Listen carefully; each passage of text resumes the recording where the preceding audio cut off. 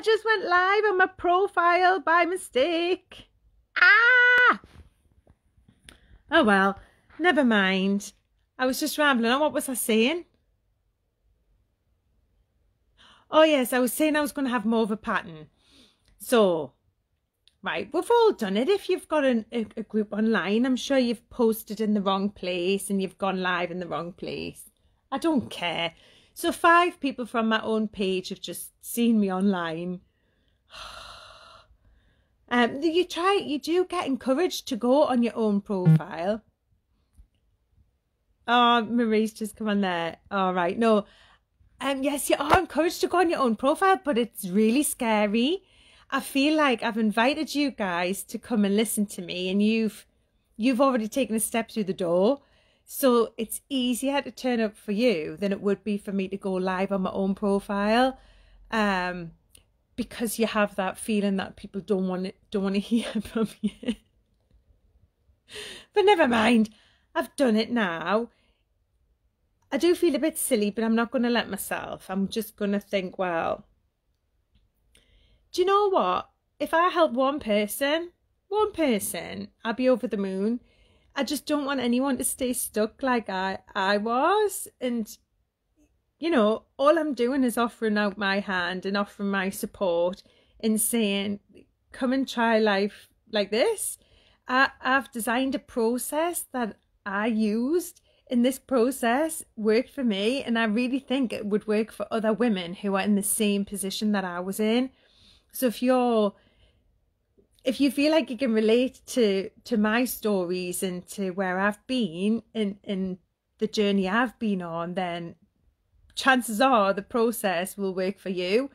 I've spoken about 3 different clients today, and you know, I had somebody review my program, and it's always hard because I want feedback. I need feedback from people who are in there and feedback from you guys on here, because I know that I can help people, but I need to be clear about who my ideal client is. I feel my ideal client is someone who works online and who wouldn't go to their GP or wouldn't go to AA. I think my clients are before the hit crisis.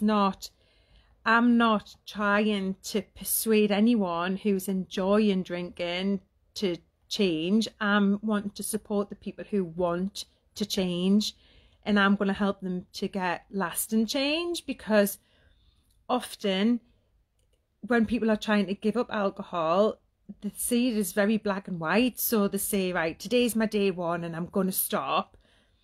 And then life gets in the way and they find themselves drinking and they feel like that's a fail.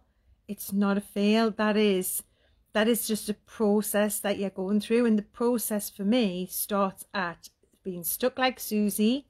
Then you come on to a group like this and you start observing other people who are sober, and observing so that you can look and think, what will sober look like for me? And you can decide, you can decide for yourself when you're ready.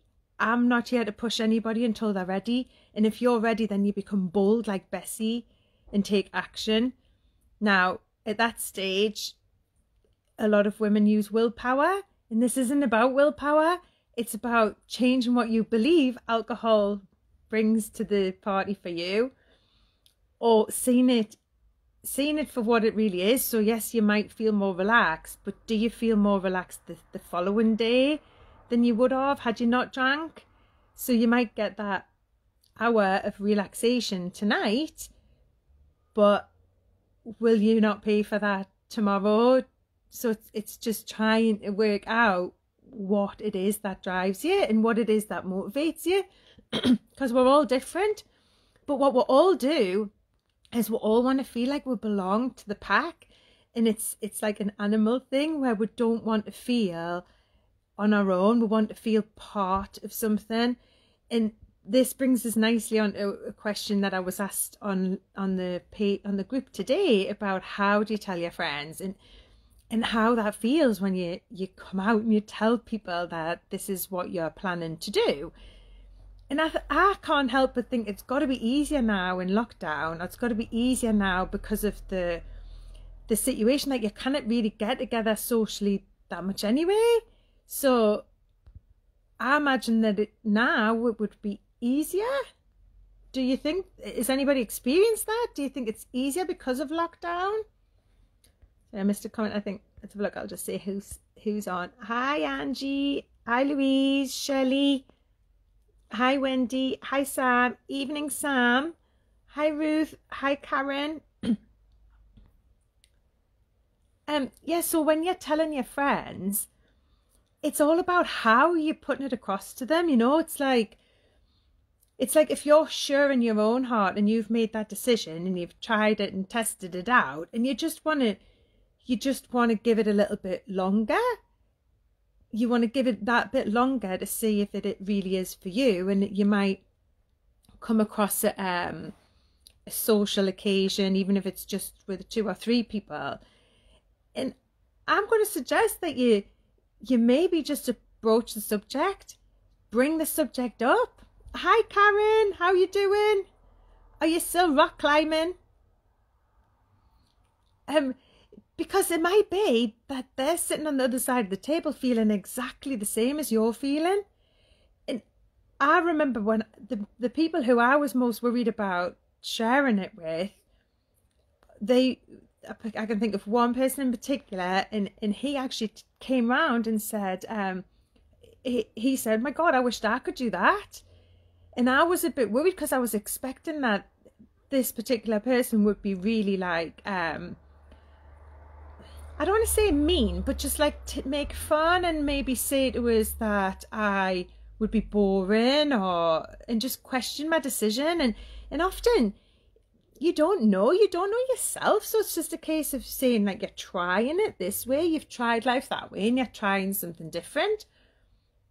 Or if you don't feel able to do that, there's always a thing called stealth drinking.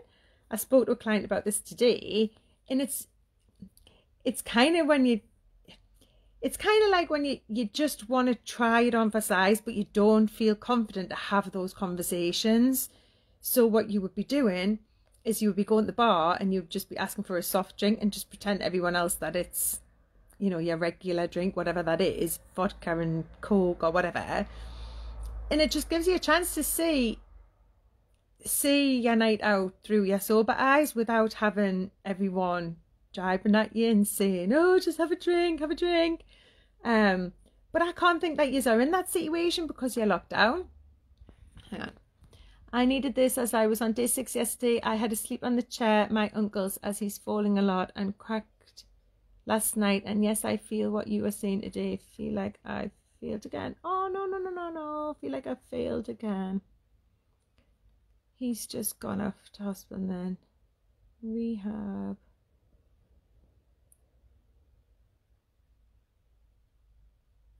Oh, right. Ish, life has gotten in the way at the minute, but still well at all. So I think from that, are you saying that you did have a drink then, Angie, or were you talking about your uncle? I'm not sure. But it's not, you see, with this program, it's not pass or fail. It's about you now thinking, right, well, at the time, what was it that you believed, you thought that alcohol would help you with? Was it something you were wanting to change your mood? Did you tell yourself you deserved it? Were you feeling sad and you thought it would make you feel better? So it's like you're trying to uncover what you believe about alcohol, because that's the only difference between me and you. I don't believe that it's going to help in any situation. I don't believe it would make a good time better, and I don't believe it would make me more relaxed. I don't believe it makes me feel glamorous. I don't believe these things anymore, but it took a long time through journaling and through self-awareness and through slipping up and saying, right, what was I thinking and what did I tell myself and was it true? And did it work? Did it work? If you say, oh, I'm drinking because I want to relax, to really look and think, right, did that work? Right? Tick in the box. Yes, it helped you relax. But remember that tomorrow, because you're just taking that relaxation out of tomorrow and you're having it today, so you're going to pay for it tomorrow anyway. So it's just changing in your mind how you think about it, really, so that you don't feel that it's pass or fail. And like those circles, you were bold for 6 days, and whatever it was that happened or whatever it was you were feeling, you've slipped back and you're still here. You're observing. So the next time you move into being bold, you're armed with that information. You're armed with that belief that you know now isn't true. Does that make sense?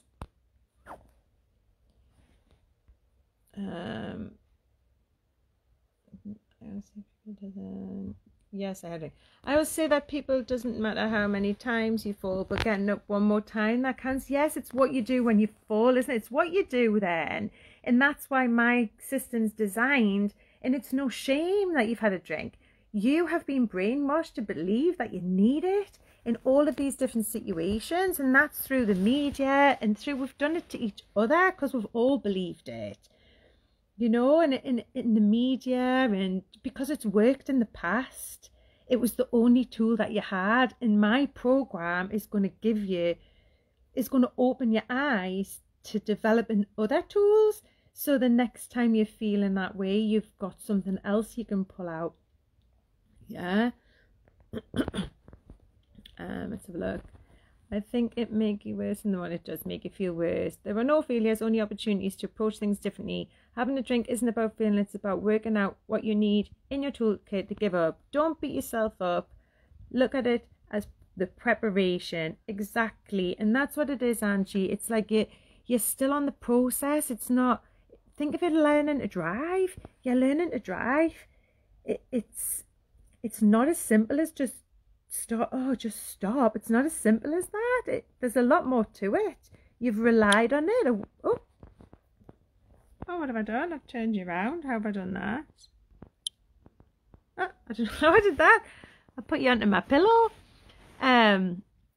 Yes, you're turning around all of these beliefs and you weren't given these beliefs overnight. It's been like years of conditioning, social conditioning, and years of, you know, it's harder to think of an occasion when you wouldn't drink, isn't it? Like if you think baby showers and, you know, christenings, birthdays, if you're happy, if you're sad, if it's Friday, out for lunch with the girls, date night, it's just there all of the time, and that's a lot to get to change. It's a lot to get used to. So don't be hard on yourself, because it doesn't help. It doesn't help. Just keep trying to journal and keep thinking, right, what was I thinking? What is it that I still believe?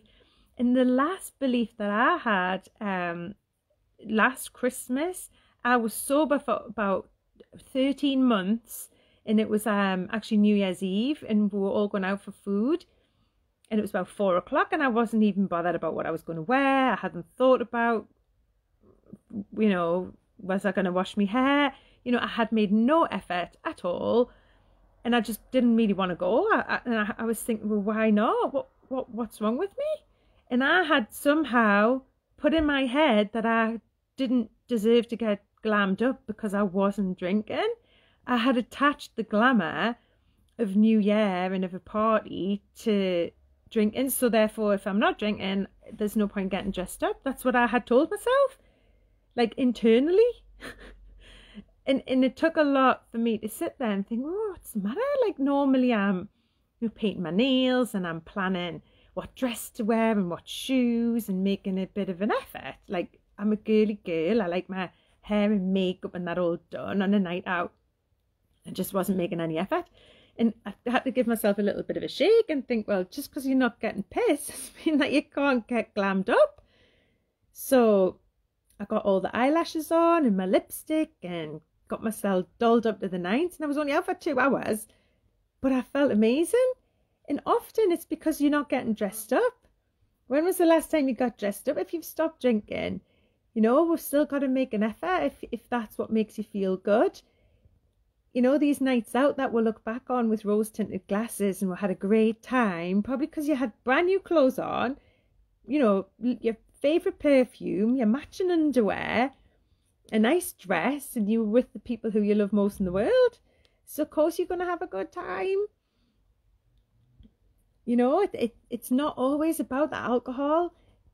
And it sounds harsh, but if you tell your friends and they're not 100% behind you, like, are they really your friends? Are they really your friends? Like, you know, tell them and approach the subject and just, you know, if you think about it in the past, you've maybe said, oh, I'm not drinking on Saturday because I've got the car, or oh, I've got to go to work. And it's how you turn up to say that, isn't it? If it's something that you're choosing, and well, you'll have a drink if you want to, but for now you don't want to. No, you're trying something new. You're trying it a different way. And be the lighthouse. You don't know who you might inspire. You don't know who else is suffering and they're not telling you. You know, it's important that you own it, I think. But when you're ready, and you might not be ready yet, and I think that comes at the stage when you get to become engaged, like Elsie, it comes with that, because you need to socialise sober to see if it's what you want. And then you can share how you're feeling at that stage. But, you know, you don't have to do it all in one go. That's what the process is there for me to show you the process that I went through. I started off stuck. Then I started observing. Then I was bold, but I was bold on my own first. And then I started engaging in sober life like Elsie. And only recently, can I honestly say, hand on heart, only recently, and I still flip between being rebalanced and back to engaging like Elsie, because I don't think I'm the finished article yet. I still got way to go. I think me convincing you guys is the final kind of thing for me. That's it. It's kind of like when you've met someone new and you introduce them to your friends, and then you're waiting to see if your friends like them. It's like I've had to go far and wide to find you guys, because maybe my friends don't understand. And that's what the beauty of these groups. And I said that today to I was on a call today, and I said, you know, my vision for this, you know, I want to have retreats, like skill sharing retreats in North Wales. And I'm not talking about expensive thing. I'm talking about where you come with your skills and whatever it is you do, or what passion you've got, and you share it around the campfire, and we're all sober together. And that's what I want. I want that feeling, and just to empower each other. Yeah, that's what I'm about. So anybody up for that? Anybody up for that idea? For like some get-togethers when all this corona nonsense is over, and saying, I mean, there's a lady, I think she's in the group, Marie, is it Marie? Marie is she is wanting to do a retreat with me to Bali. A Bali retreat. I haven't figured that out yet in my head, how that would work. But imagine a sober retreat to Bali. How amazing would that be? And we just said, right, okay, I don't know, any of my friends probably wouldn't want to go to Bali on a sober retreat, but hopefully some of you guys will. And that's the key, isn't it? It's finding out those little parts of you that that you like, and just being open with them and saying, what about this? And I think when you're on this sober journey, now's the time to try. I mean, I've gone grey. I've just let myself go grey. I would never have done that if I was drinking. I've had my hair shaved, cut short, and you know, I used to have long brown hair, and I just felt for years I wanted to just let my grey come through, and every hairdresser I spoke to talked me out of it. And there's some confidence that comes with this stop and drinking. You just know who you are, and you have this sense of just feeling, I don't know, like you know what you're feeling is real. It's not just a mood you're in. You know what I mean? It's not just because I think I swung from either over promising and then under delivering. So I would feel guilty and I would overpromise stuff, and then I would resent having to do the thing that I had promised when I was feeling bad. There was a lot of that swinging back and forward for me, and that's all gone now. It's all gone.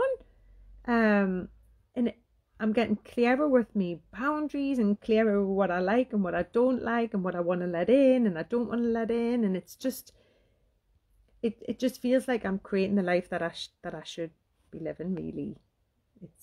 And I want that for you guys as well. If you want that too, if that's what you're about, because my service won't be for everyone. It'll be for the people who connect, you know, and those are my people. All right. So that's getting deep, isn't it? That Friday night. And we're thinking we're going to go ahead with a social tomorrow night as well. Have a bit of a Saturday social, but I don't want to be the one doing all the talking. So Steph, if you're watching, I'm not going to be the only one doing all the talking, because I don't want you to feel like you're coming and I'm going to be preaching at you. Just, you know, we'll just come and we'll just have like a nice little icebreaker and everyone just say hello and just find out what the crack is, what's everybody up to, get to know each other a bit better. All right.